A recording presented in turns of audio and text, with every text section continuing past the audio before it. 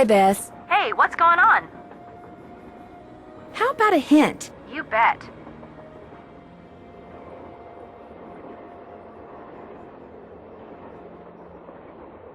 How do I move that painting of the eagle that's in the dining car? It doesn't seem to want to budge. There's something in Jake's car that can handle such weighty matters. But to use it, you need to take a good look at that painting and a good look at what's hanging in Camille's car, and then match a picture to a number. And even then, you're going to need a way of arriving at that number, which means you're going to have to start picking up slugs. Ew. The metal kind of slug, Bess, not the slimy kind. Okay, thanks a bunch. You're welcome a bunch. Goodbye.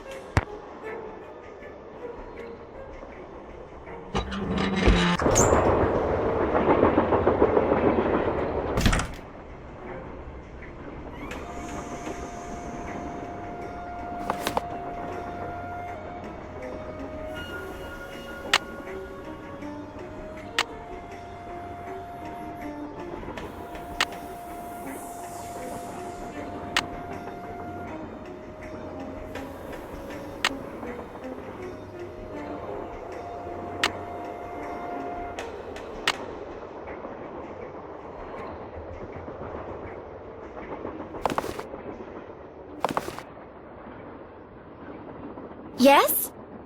I understand that you and Charlena had a big argument earlier. That's an understatement.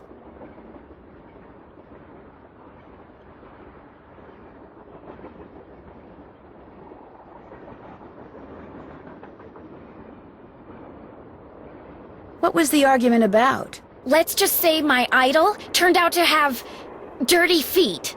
You mean feet of clay? Whatever. Let's either talk about something else or not talk at all, okay? Do you have any idea who threw the emergency brake? I know exactly who did it. You do? Well, who else could it be? Camille. None of us has any reason to stop the train, but Camille? She doesn't want us to find Jake's mine, so she's going to do whatever she can to keep its location a secret. Did you see something? Well, no, but I'll tell you what. Your friend, that Jim Harley guy? Not Jim, Joe Hardy. Yeah, well, he thinks it's Camille, too. He just doesn't have the guts to say so. Guess I better get to work. I'll be waiting.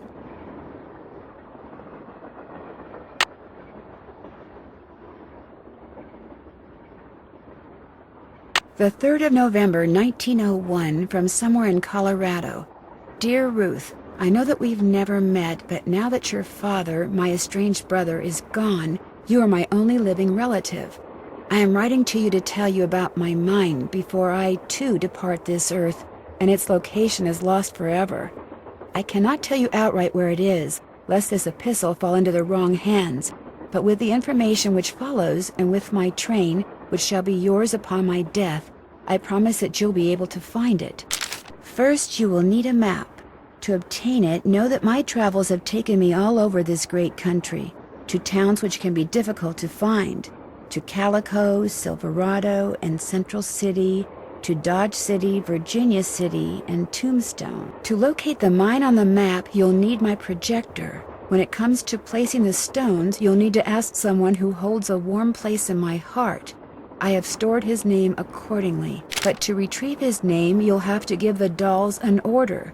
This will require looking inside Camille's dancing shoes for the name of their maker, and wearing the shoes as you perform her favorite step on the dance floor. As for my beloved Camille, she has 4 words for you, words which, when translated into numbers and used in combination, will help power my projector. But alas, she's taken them with her to her grave. So go to Copper Gorge, Colorado, and pay your respects, and let some of her goodness rub off on you. I promised Camille that this train would always be her home.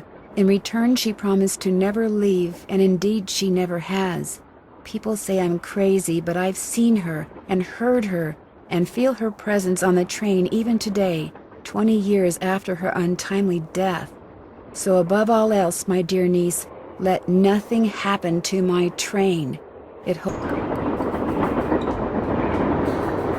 must be the projector Jake mentioned in his letter to Ruth.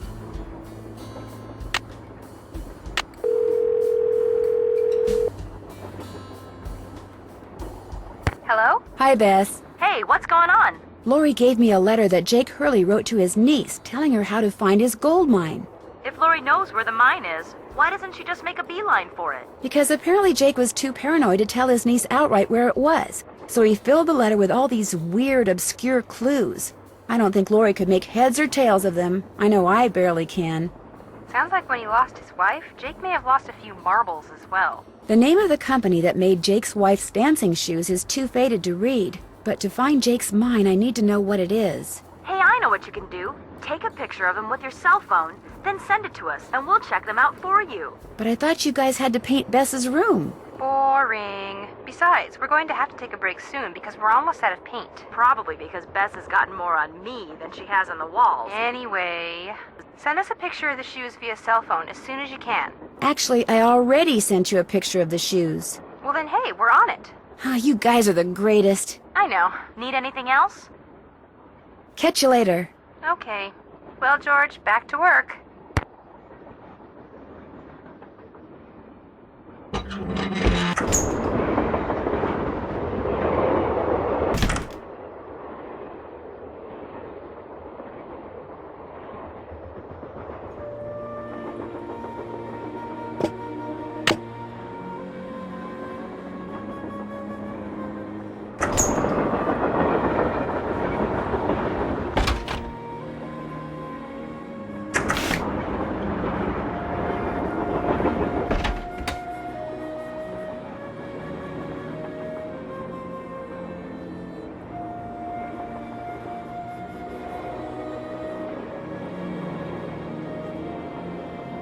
Looks like Tino's through dusting for fingerprints.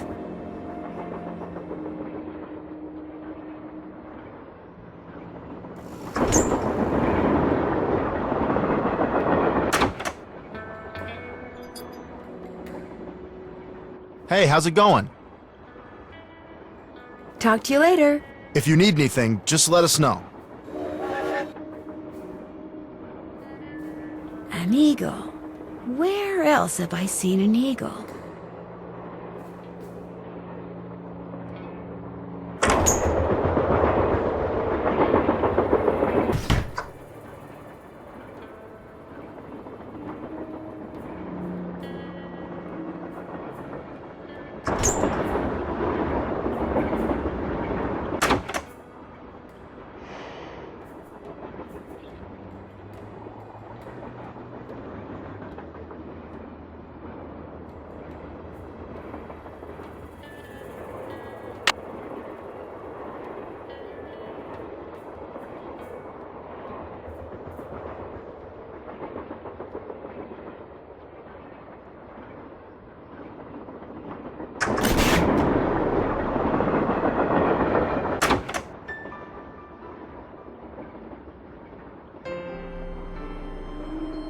Well, it's the little lady detective. What do you need?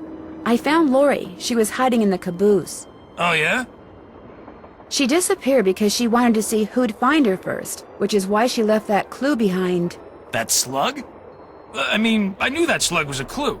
That's why I gave it to you. I mean, I could have found Lori no sweat, but I thought, hey, why not give somebody else a shot? And you came through. Nice job. Thank you.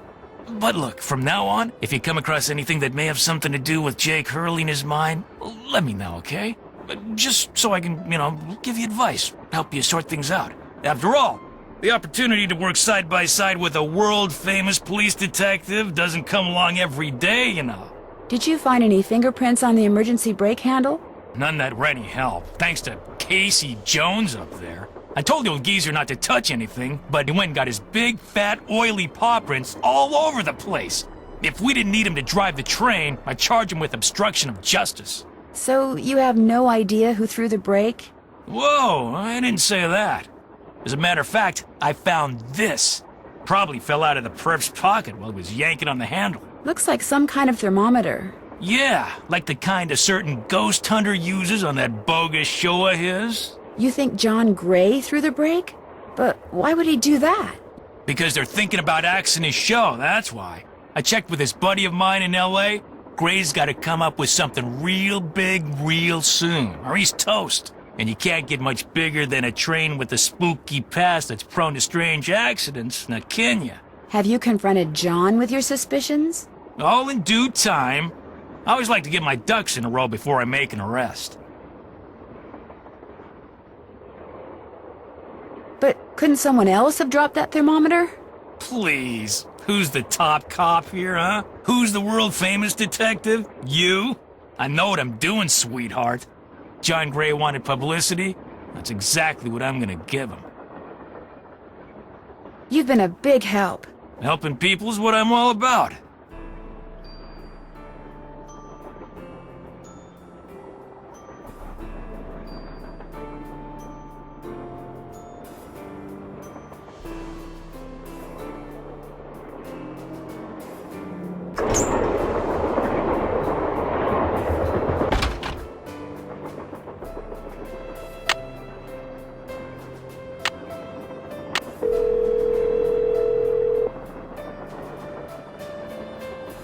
Hello? Me again. Just checking to see whether you were able to find out the name of those dancing shoes yet. Your wish is our command.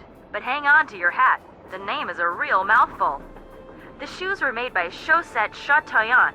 Chaussetoyantes.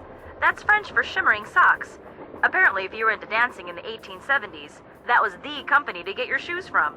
Chaussette Chateauyantes. Got it. Thanks, guys. Thanks for letting us help. Talk to you soon. We'll be right here.